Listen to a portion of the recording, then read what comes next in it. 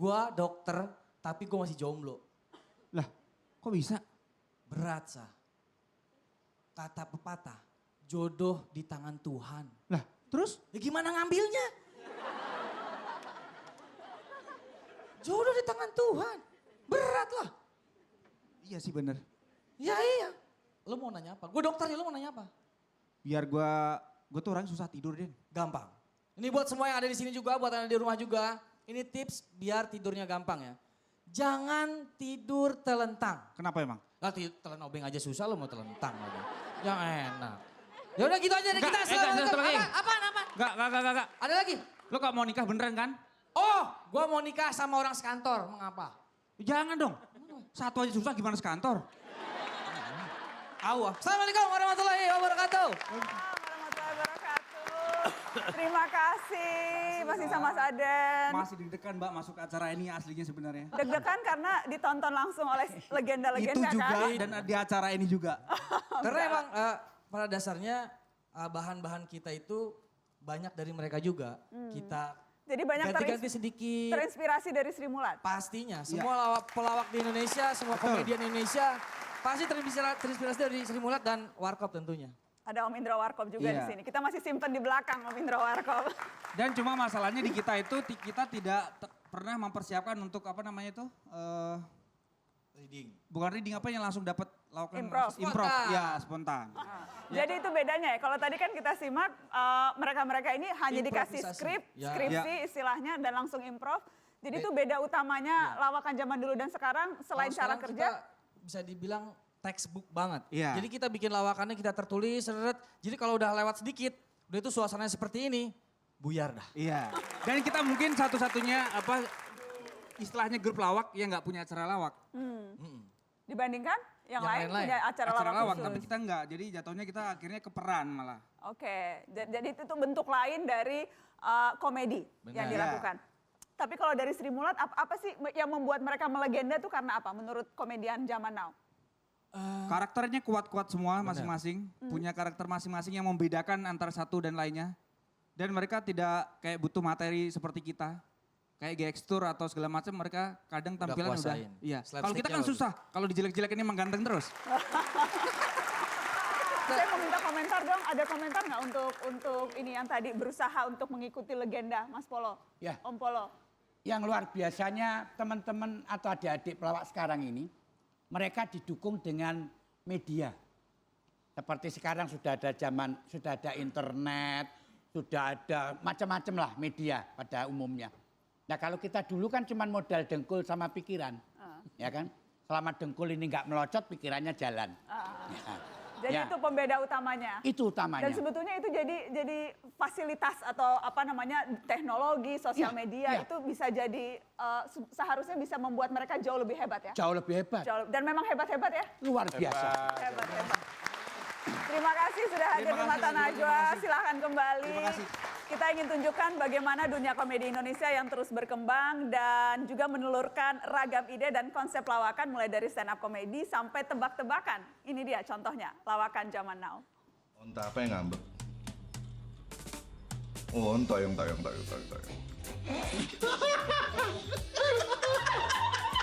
Permen apa yang paling besar? Candy Borobudur. Danau apa yang tidak cocok untuk anak-anak? Danau, nggak tahu gak? Toba, buat anak kok toba-toba. Iya sayang, aku mau tidur. Enggak apa-apa, kamu jangan tutup. Aku mau dengerin kamu nafas. Tapi kamu tidur, tinggalin teleponnya di kuping kamu. Aku mau denger napas kamu tidur. Udah gila kali lu. Itu punya nama sebenarnya, Cak. Nyamuk itu punya nama. Lu tahu gak namanya nyamuk itu siapa? Nggak tahu gak? Nggak tahu. Nggak tahu? Ternyata nama nyamuk itu Tatang. Kok Tatang? Ada lagunya. Tatang seekor nyamuk. Kamu kerjanya supir bajai ya? Kok tahu? Iya, soalnya kamu udah membuat hati aku rangdang.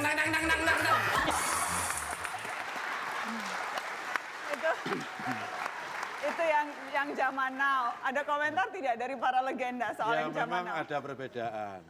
Jadi adik-adik kita tuh konsepnya tuh jelas, perbendaharaan katanya tuh banyak. Mungkin kasarnya begini, dia tuh anak kampus ya. Kalau kami ini kan anak kampung, itu aja bedanya saya kira. Tapi bisa ikut ketawa nggak sama jok-jok zaman sekarang? Bisa. Ikut ketawa ngakak-ngakak? Ngakak, saya barusan ngakak. Ngakak. Ngakak ya? Saya juga ingin ke Mas Trio Haryanto, penulis buku Sri Mulatism. Selamat malam Mas Trio, terima kasih juga sudah memperbolehkan. Ini cover buku Anda sesungguhnya, Sri Mulatism. Terima kasih sudah meminjamkan ke Mata Najwa. Jadi ada genrenya ya, Sri Mulatism itu sudah jadi isme, genre. Seberapa berpengaruh sih kalau kita bicara Sri Mulatism di industri lawakan saat ini? Seberapa pengaruh menurut saya sih sangat berpengaruh ya, seperti kita lihat kelompok-kelompok lawak baik yang masih ada maupun yang sudah tidak hilir mudik, sudah nggak ada, itu mereka juga terpengaruh oleh Sri Mulat baik dalam pementasan maupun dalam pembawaan komedinya. Seperti contoh tadi yang dibawakan oleh Bajai, itu juga salah satu bentuk Sri Mulatism di mana dia memainkan logika yang bengkok sehingga membelokkan asosiasi awal kemudian dibanding dengan asosiasi yang lain dengan kenyataan yang lain yang seperti itu adalah salah satu pengaruh dari Sri Mulat menurut saya. Itu Sri Mulat banget. Ya, itulah Itu Sri Mulat banget. Apa sih yang Sri Mulat banget Mas Polo? Ya, yang Sri Mulat banget itu kekonyolan yang tidak terduga-duga.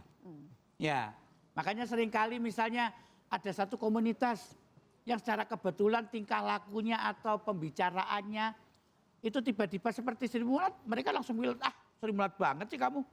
Gitu. Nah, jadi apa ya, sesuatu yang memang itu sudah menjadi ciri khas daripada Sri Mulat. Kemudian ketika dilakukan oleh orang lain, pasti yang lain berkomentar, Sri Mulatan. Begitu. Sri Mulatan, sudah jadi kosakata baru. Betul. Sri Mulatan, luar Betul, biasa. Kita kasih tepuk tangan, luar biasa.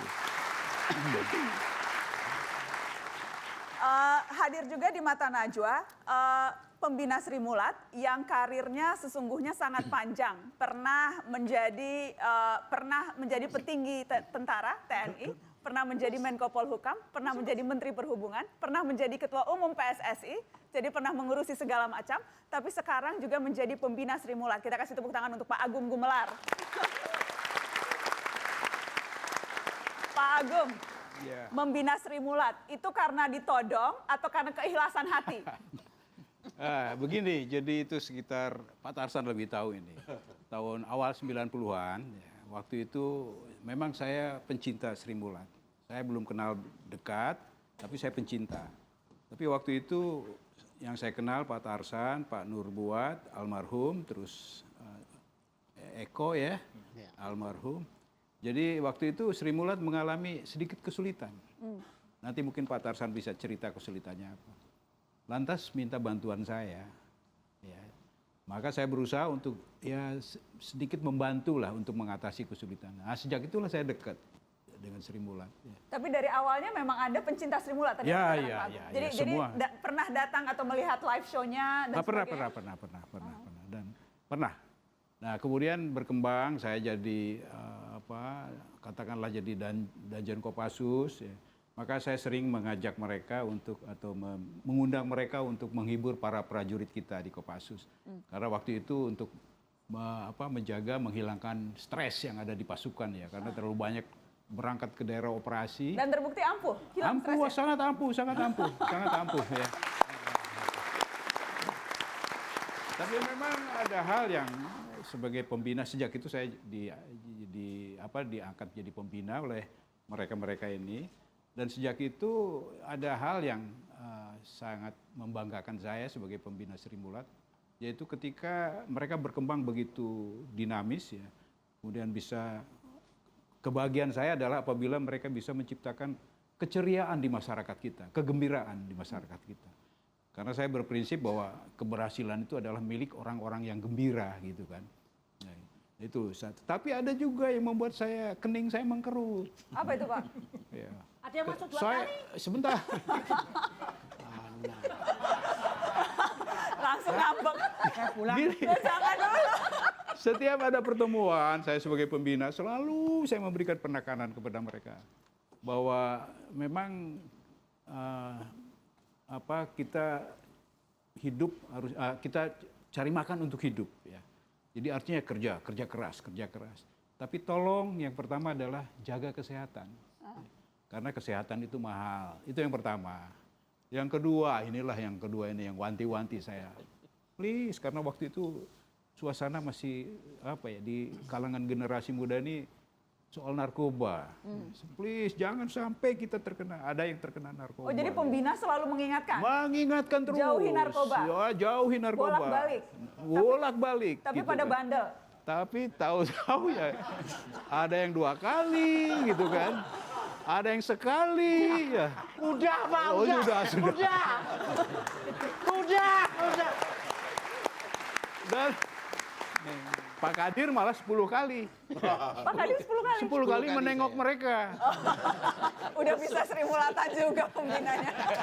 Nular. Gitu ya Pak Agung, itu selalu dan itu selalu pedih setiap kali melihat kenyataan itu pedih. Sangat pedih. Itu salah satu syarat Anda harus bersih sama sekali ya Pak. Betul. Amin ya. Jadi dan Harapan saya sudah seperti bersih tidak ada, mudah-mudahan kita tidak dengar lagi ada headline, ada Mbak. berita anggota Amin. Sri Mulat yang terkena narkoba. Jadi mungkin saya tambahkan Mbak ya, mungkin saya mewakili teman-teman, terima kasih yang tak terima kepada Pak Agung. Yang waktu itu yang menodong saya sebagai pembina, itu adalah saya. Oh jadi yang menodong Pak Agung yang bertanggung jawab dirimu? Oh, Iya, saya yang menodong Pak Agung. Jadi waktu reuni Sri Mulat yang idenya Pak Kadir sama Bu Jujuk dulu, tidak ada sponsor, saya datang ke beliau minta bantuan. Akhirnya ya bantuan macam-macam lah. Sampai difasilitasi kalau waktu hari ABRI itu kita kemana-mana tuh kodam, berapa kodam itu. Jadi Pak Agung itu nodong 6 kodam. Iya, pangdamnya ditelepon, ini Tarsan sama Kadir mau menghadap ke sana. Diterima, jadi banyak kemudahan sekali gara-gara Pak Agung. Luar biasa. Jadi kita keliling dunia itu sebetulnya ya hati kecil saya kasihan kepada Pak Agung karena Eropa, duta besar temennya itu pembina Sri Mulat. Mbok tolong saya dikirim Jepang, Australia, kemana, Korea. Wes, sudah keliling dunia? Ya sudah, sampai Amerika. Luar biasa. Saya mau ke Pak Agung terakhir. Pak Agung, Ya. lebih susah ngurusin sepak bola atau ngurusin Sri Mulat? Oh, Sri Mulat. Itu dia. Jadi saya pernah ngurus sepak bola, ketua umum PSSI, ngurus olahraga, ketua umum KONI, ngurus politik waktu saya Menko Polsoskam, ngurus kereta api perhubungan waktu saya perhubungan, ngurus apa lagi ya? Segala macam. Segala macam. Pusing kepala saya. Apalagi ngurus PSSI itu. Wes. Pusing kepala saya. Jadi saya pikir lebih enak ngurus Sri Mulat. Yes. Lebih enak ngurus Sri Mulat. Tapi kami nggak mau main sama Tesi, Mbak. Kenapa? Pernah suatu saat kita terhenti main gara-gara Mas.